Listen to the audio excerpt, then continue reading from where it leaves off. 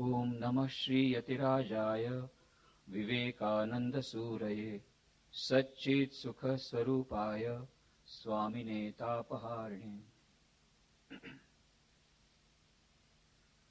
Revered Swami Suhitananji Maharaj, the President of the function, revered Sri Nilakanta Mahaswamiji, revered Swami Raghaveshananji, respected Sri V. Umesh, respected other Swamijis and Brahmacharis, sisters and brothers. On 4 July 1902, Swami Vivekananda gave up his body, entered into Mahasamadhi, as he had predicted that he will not live to see 40. Before his completion of 40 years of age, he passed away into Mahasamadhi. His last words to his attendant were, "Meditate till I call on you." He also went into deep meditation and flew onto the wings of the meditation into the unknown world from where he had come.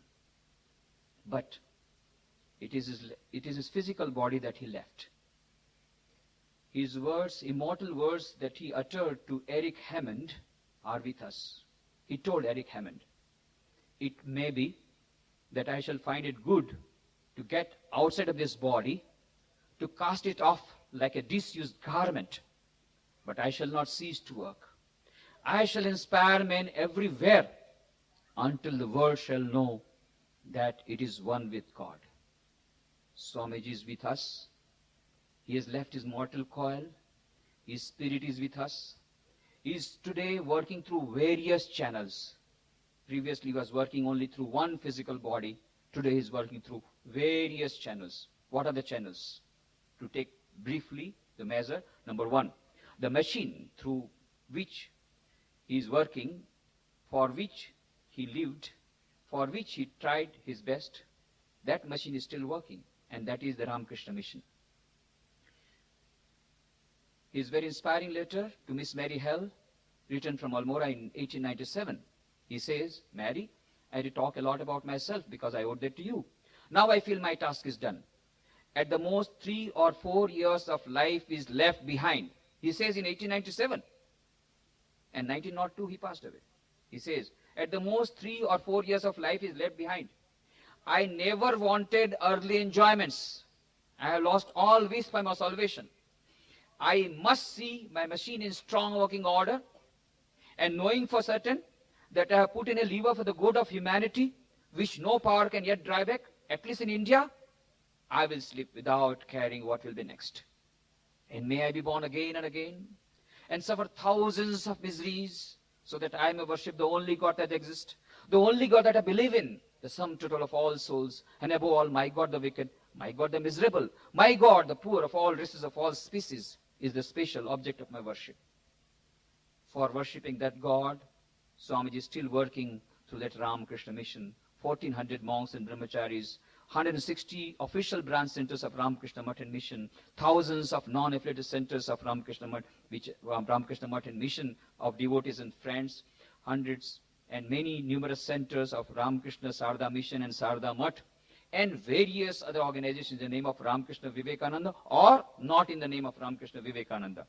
Swamiji is working, even as on today, for worshipping the divine and human being, trying to do good to humanity, trying to bring world peace, trying to bring universal brotherhood, trying to bring that harmony, trying to bring that happiness and peace. Just now Mr. Umesh was telling about the problems of the modern age, the modern youth, the problem of consumerism, the problem of the Western culture invading the society, and loss of peace of mind, everybody in tension, stress management becoming an important subject. For all of these, Swamiji has got solution, Swami Vivekananda's solution, and is working through various channels to bring peace, mental peace, to the people all over the world, inspiring people to go forward in serving the society, serving the divine and human beings, various channels. He is also working through various individuals. How is inspiring? Sometimes coming in the dream of somebody, sometimes giving a living vision, coming and telling that individual to work for humanity, to spread his message. This is how he's working. Most importantly, he is working. Most importantly, he is living. Even after 100 years, he is living in his books. He is living in his words. And that is why Rabindranath Tagore told the French servant Romarola, if you want to study if you want to study India, study Vivekananda. If you want to know India, study Vivekananda. In him there is everything positive, nothing negative. And then Romarola started reading the books of Swami Vivekananda. He became so much infatuated that he wrote the biographies of Ramakrishna and Vivekananda. And he studied that. After 30 years of passing away of Swami Vivekananda, in 1932, he brought out the book. And about the words of Swami Vivekananda, he wrote, his words are great music, phrases in the style of Beethoven. I cannot touch these sayings of his scattered as they are through the pages at a 30's distance without receiving a thrill through my body like an electric shock. And what transports must not have been produced when the words came out from the lips of the great hero. This is what Romarola wrote. As on today, not only when Romarola wrote in 1932, as on today, anybody going through the books of Swami Vivekananda receives that electric shock. Why? Because Swami Vivekananda is present in a fine form. His spirit is there in those letters, in those books. And that is why even now they are getting the shock. But that shock is a pleasant shock. Is not a shock which makes you unconscious. It is a shock which arouses you for activity, for doing good to humanity, for manifesting the divinity, for manifesting the infinite strength within and reaching out to the people all around in serving humanity. That is the inspiration, that is the electric shock that one receives. Why? Because Swamiji's spirit is there. Only a few examples. Dr. APJ Abdul Kalam, the President of India, was with us in Porbandar on 12th January. As you know, Swami Vivekananda's birthday is celebrated as National Youth Day. So we had a youth convention. 5,000 youths had come from all over Gujarat, very big gathering. And Dr. Kalam had told me on 19th September when I met him at Rashtrapati Bhavan, Swamiji, I am basically going to have interaction with the students. Please send me selected questions. So I sent 46 questions. He told me I'll try to reply some questions, and rest of that, which I cannot reply because of shortage of time, I'll put in my website. As per his promise, he came on Swami Vivekananda's birthday because I wanted him to come on Swami Vivekananda's birthday. He came on Swami Vivekananda's birthday, 12 January, to Porbandar, talked to 5,000 youths, gave a very inspiring speech, and answered 10 of the 46 questions. But all the 46 questions replies he has put in his website, as I told a little time ago. He started with his speech. He started his speech with the words. He says, while I was preparing my speech, various thoughts came to me. I have gone through many books of Swami Vivekananda, and whenever I go through the books of Swami Vivekananda, I receive inspiration. But sometimes, some sentences catch hold of my mind, which I cannot forget. And so, I want to start with that sentence which had caught hold of my mind. Dr. Kalam says, and what was the sentence he started with? Swami Vivekananda says, I do not care whether my name is preached or not. What I want is my message should spread. And Dr. Kalam said, how few saints can utter like this? He says, I do not want my name should spread. I only want that my ideas should spread. That is the greatness of the saint Swami Vivekananda, Dr. Kalam said. It has caught hold of me. If that spirit comes to us, let us work for others without waiting for name and fame, and we can surmount mountain-high obstructions, Dr. Kalam says. This has inspired me very much. He started with that sentence, and then he said, one question was asked to him, how did you come into influence of Swami Vivekananda? He said, I had been coming in influence of Swamiji from various channels, but one thing that appalled me most was when I went to Jamsetji Tata exhibition, and there I saw a letter written by Jamsetji Tata to Swami Vivekananda. He said, that gave me a boost to my imagination, to my inspiration, and my admiration for Swami Vivekananda. And then he read out the whole letter of Jamsetji Tata in his speech. That is the letter written by Jamsetji Tata, 23rd November, 1898. And he is writing to Swami Vivekananda from Bombay. Swamiji, you may remember me as a fellow traveler in our voyage in a steamer from Japan to USA. Swami Vivekananda was going to participate in Chicago Parliament Religions, and Jamsetji Tata was going for the industrial fair and to bring industry, the steel industry, to the nation. And in the steamer, they had a lot of talks. So Jamsetji Tata says, you may remember our conversations when we had talks about channelizing our ascetic spirit into the scientific channels. And I very well remember all your talks. And I am now going to start, I want to start an institute for which I am going to defray lot of my money for that starting that institute. And I know not of a general who will take up that campaign than Swami Vivekananda. And so I request you to be the campaigner for this institute. But Swami Vivekananda at that time was preparing for his final departure. He was too busy. But he told Nivedita, Sister Nivedita, to look after that. And out of that came Indian Institute of Science, Bangalore. So Dr. Kalam said, you see how thoughts of great people give rise to vision and the dream then carried out into action. And then we get such an institute called Indian Institute of Science. The mind of Jamsetji Tata was ignited by Swami Vivekananda. And so even Dr. Kalam today is getting ignited by the letters of Swami Vivekananda, by the words of Swami Vivekananda. So that is the spirit of Swami Vivekananda working. Even the President of India gets ignited as on today by the words of Swami Vivekananda. That is the spirit of Swami Vivekananda working after 100 years. But it is not only in India. All over the world, many people are getting ignited. Many people are getting inspired by the message of Swami Vivekananda. And not only the top people. It may be UNESCO, Director General Federico Mayer in 1993, when Chicago Centenary celebrations were observed. They were asking, why are you observing Swami Vivekananda Chicago Centenary in UNESCO of all the time, of all the places in France? Then Federico Mayer says, when I read the books of Swami Vivekananda, I feel the charter that he has prepared for Ramakrishna Mission 100 years back is a charter prepared by us 50 years back. I think how modern he was, and he is talking about reaching out to the poor people 100 years back, and we are talking in UNESCO now reaching out to the poor. How modern he was. And that's why we have admiration. And UNESCO is the proper platform to talk about the philosophy of Swami Vivekananda. He is not an ordinary saint. He is a saint who transcends spirituality, enters into the pragmatic life. That is what Dr. Kalam also told. When Dr. Kalam and I were coming together in a car on 13th February 2002, that time he had not become the president, he had come to inaugurate one of the 81 school buildings constructed by us as a part of earthquake rehabilitation project in Porbandar. And so when we were coming 3 hours, only 2 of us were there. There was nobody else, so we got a lot of time for interaction.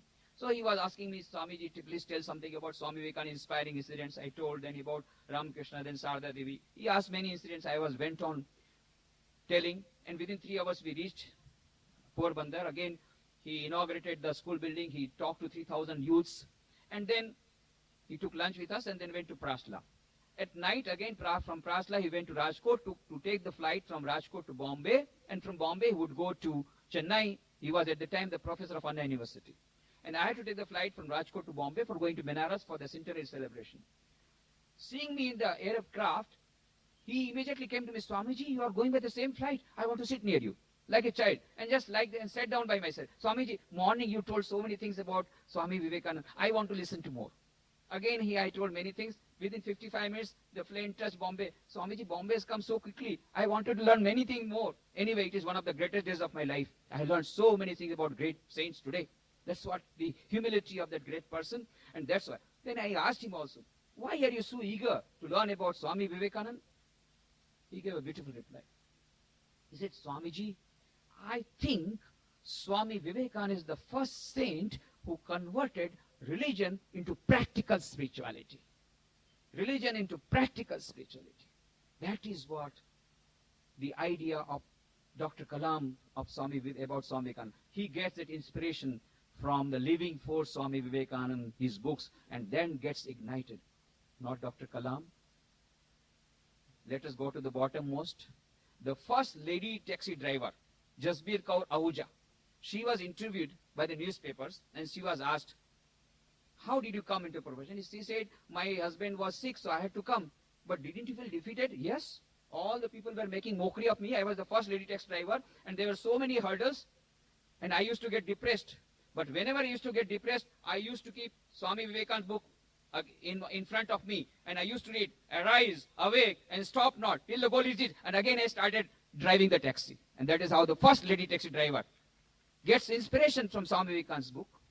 As so many people getting inspiration from the Swami Vivekananda's book, Miss Bhavna Garg became the topmost IAS officer, the topmost IAS candidate who topped the list in the IAS candidates in 1999.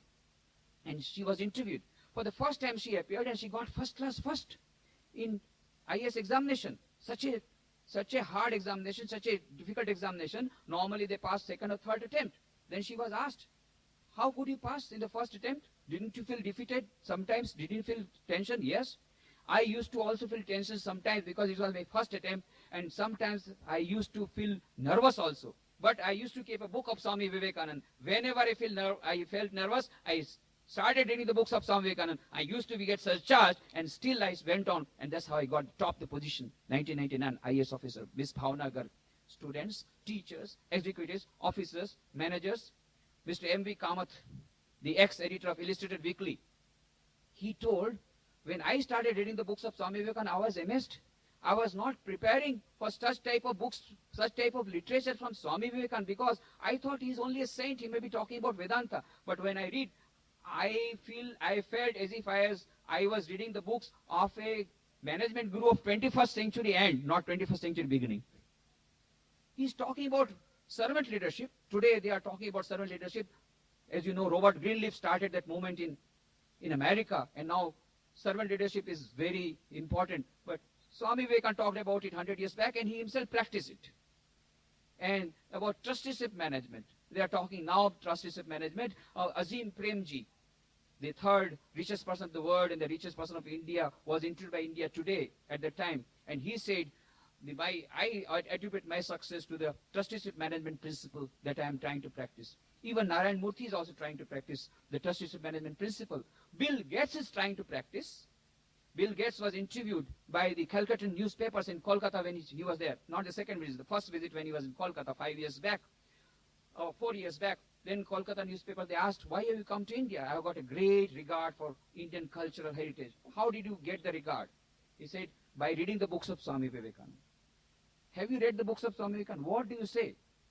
I don't go to sleep without reading a few pages from the books of Swami Vivekananda.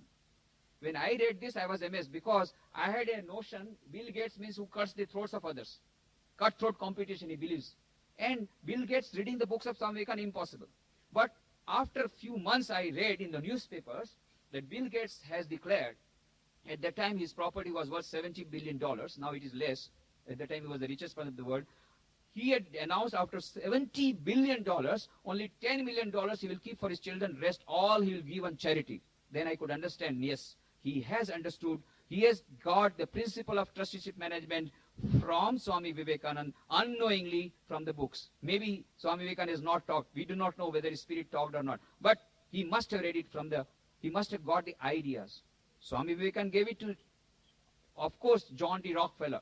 When Swami Vivekananda was in America, in 1894, John D. Rockefeller was the richest person in the world at that time, the emperor of petroleum industry.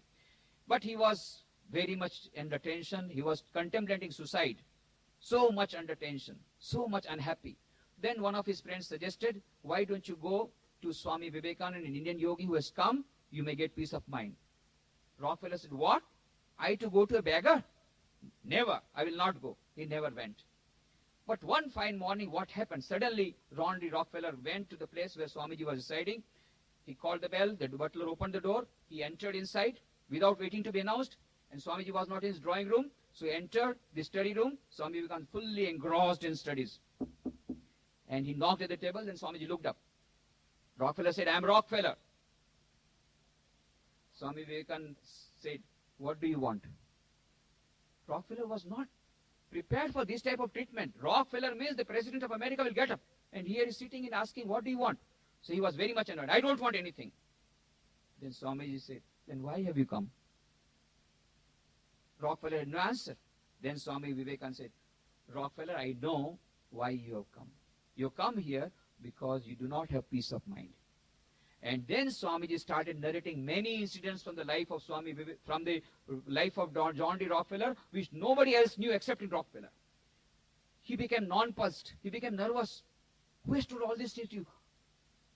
Then Swamiji said, do you think it is necessary that somebody should tell me? I can see through your mind as I can see through a glass almirah. Then Rockefeller was fully under tension. My God, he has got all the secret things. Then Swami Vivekananda said, my dear Rockefeller, I'll give you a piece of advice. If you want peace of mind, remember, you are not the owner of your wealth. You are only a custodian of your wealth. Utilize this money for removing the sufferings of miserable people, poor people, and immediately you will get peace of mind. There is no other method by which you can get peace of mind. Rockefeller was not in a habit to listen to anybody's advice, least of all from a beggar. So he abruptly he had come, he abruptly left the room. But after a few days again he came, similar fashion, called the bell. The butler opened the door. Again he went inside without being announced. Swamiji was not in his drawing room. He entered the study room, knocked at the table. Swamiji looked up. Then Rockefeller put a piece of paper in which he had announced a huge donation for a charitable purpose. Rockefeller said, now you must thank me. Swamiji read the paper and said, well, it is for you to thank me. Because by following this advice, you will get peace of mind which cannot be purchased from the market by millions of dollars. And afterwards, Rockefeller made Rockefeller Foundation. And that Rockefeller Foundation, even today, is doing great work. And Rockefeller autobiography has now come out. In the autobiography, Rockefeller says the purpose of human life is to live for others. He has not quoted Swami Vivekananda, but he has given the words of Swami Vivekananda. And Swami Vivekananda never cared for his name. He only cared for the idea should spread. So the ideas are spreading that Swami Vivekananda is a living word force after 100 years. His spirit is working, especially he's present in his books. Let us get ignited by the literature of Swami Vivekananda. The more we read, the more we assimilate, the more we get the spirit of Swami Vivekananda, the more we get ignited, the more it is, the better it is for our personal life and for the whole world we have to live.